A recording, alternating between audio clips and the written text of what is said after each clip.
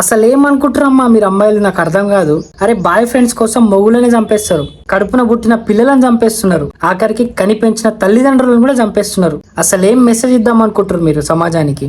మన వికారాబాద్ జిల్లా బంటారం మండలం చెందిన ఒక అమ్మాయి ఇన్స్టాగ్రామ్ లో 2 నెలల నుంచి ఒక అబ్బాయితో చాట్ చేసి వాళ్ళిద్దరు లవ్ లో పడిపోయారు. వాళ్ళిద్దరు ఒకరినొకరంటే ఇష్టపడ్డారు.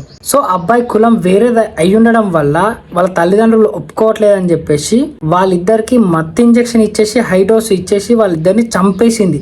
అరే తల్లిదండ్రులను చంపడం ఏంది? 2 నెలల ముందు పరిచయం అయిన అబ్బాయి కన్నా తల్లిదండ్రులు చాలా తక్కువైపోయినారు వీళ్ళకి. మళ్ళీ వాళ్ళని చంపేసి వాళ్ళే ఆత్మహత్య చేసుకున్నారని చెప్పేసి అదొక డ్రామా క్రియేట్ చేసింది. కాకపోతే పోలీసు వాళ్ళు దాన్ని పట్టేసుకుర్రు. ఈ అమ్మాయి చంపేసిందని చెప్పేసి నిరూపించిర్రు.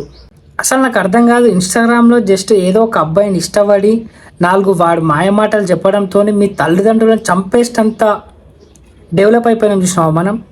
హ్యాట్స్ ఆఫ్, నిజంగా మీకు హ్యాట్స్ ఆఫ్.